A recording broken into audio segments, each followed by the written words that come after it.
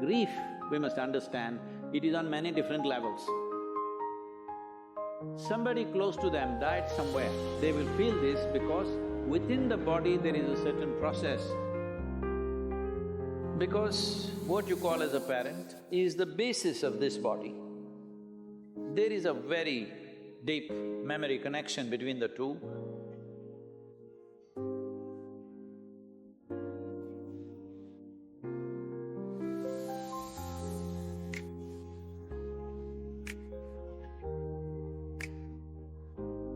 Death simply means somebody who was available to you is now absent, that's all. It is not because one life vanished, you're crying about it. It is just that somebody who was, filling a part of the collage for you is absent, so it leaves a hole in your life. Depending upon how close they were, accordingly it leaves that big a hole in your life. So, what you're battling with is not the death of a person, what you're battling with is the size of the hole they have left in your life. Suppose a faraway relative or a friend, somebody that you know, an acquaintance died, you feel bad for an hour and then you get back to normal. But somebody very close and dear to you passed away, now they've left a huge hole. So your problem is you trying to tend to this hole which is within yourself. This hole has happened essentially. Now what I say may sound little brutal for people who are in that situation, but one must understand this. If you look for solace, yes, if somebody comes to me who have just lost somebody dear to them, I will also hug them and, protect them and give them some solace. But you must decide whether you want solace or you want a solution to your life. Because today this person will die, tomorrow that person will die, day after tomorrow I may die myself, it doesn't matter. But people keep dying because we are dying kind of people. Let's understand this, all of us, we are dying kind of people. First thing that must be fixed in our mind, we are mortal by nature. So having said that, grief, we must understand, it is on many different levels. There is a psychological grief. In thought and emotion you suffer the loss of the person. But depending upon how much memory you have built within your body with regard to that person, let's say if it's your child or your husband or your wife or some kind of very close bond, then a certain amount of memory is there in your body. We call this traditionally in the yogic culture as runanubandha, that is, body has developed a bond beyond your psychological friendships and companionships and love and whatever else you have. Body itself has done this.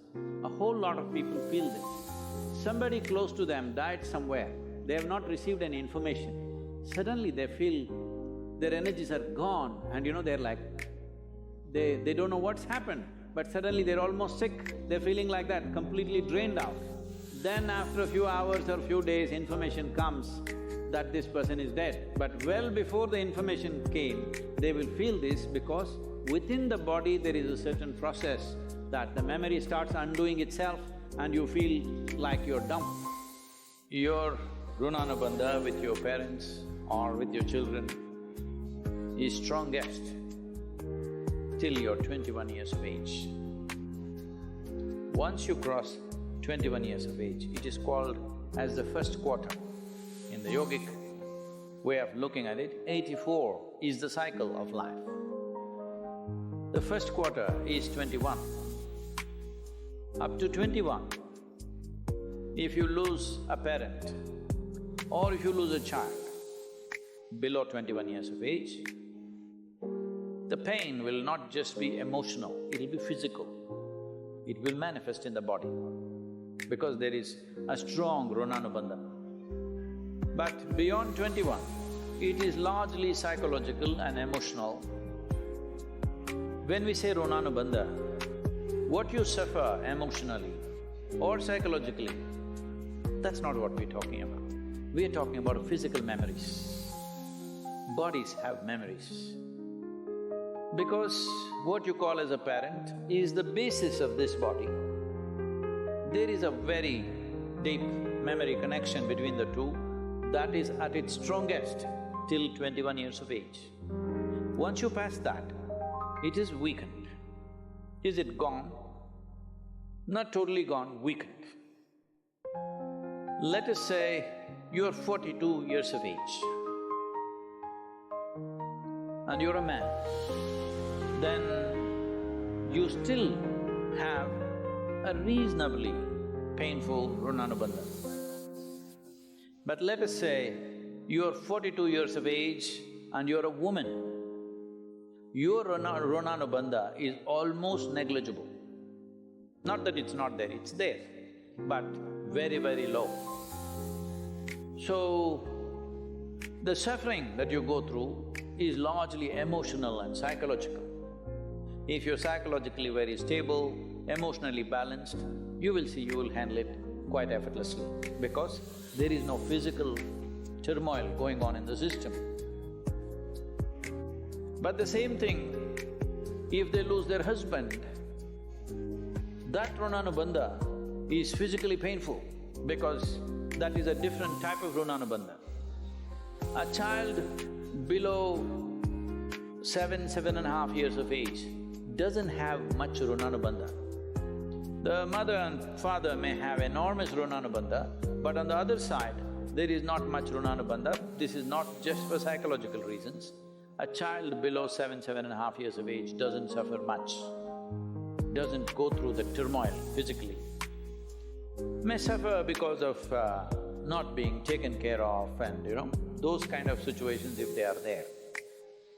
I don't want to go into the detailed mechanics of what it is, but if you are over 42 years of age and you are a woman and you lost a parent, this is why in this culture, women are not required to do karmas.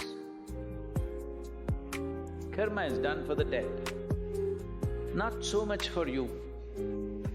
But if you're below 21 years of age, it's very, very important you do it because it's both for the dead and for you.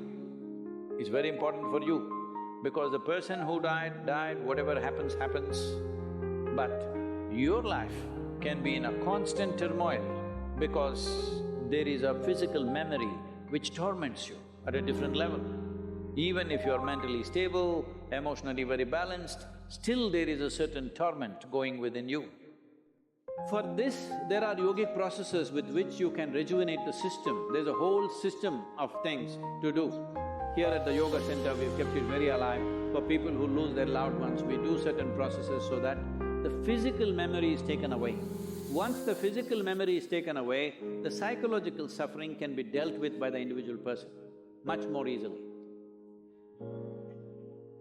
How to perform karmas and kriyas for dead if you are not able to physically do something? The simple thing is to go into a 3-day period of sadhana. Because internally you can do this, beyond a certain age, it is largely for the dead that we are doing it.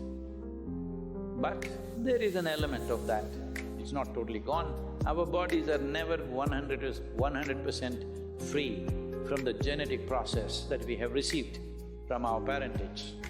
There is a way to be above that, but we are not absolutely free. Physical body functions in a certain way. So, just 3 days of withdrawal and a certain type of sadhana, if you don't know anything else, simply just do the Maha Mantra, Om Namah Shivaya intensely for 3 days as much as you can. A minimum of 4.5 hours a day if you do this, you don't have to really bother about that because it's also nice to withdraw, it's a sensitive time, but now deaths and funerals and what happens post-death is all become a social nonsense. That you have to have people at home, you have to serve them drink, you have to serve them food. This… in the Western countries it's become a big thing, even in India, certain kind of thing is building up. It's best that you just withdraw from society and nonsense and spend some private time. When somebody significant in your life passes away, it's important that you withdraw and do something with yourself rather than simply trying to run the social thing like a distraction. This social thing is, people's way of handling their grief is, let's go to the movie, let's read a book, let's watch the television. Don't look for distractions. When there are troubles within us, we must address it head on. Don't look for distractions. Distraction is not a solution.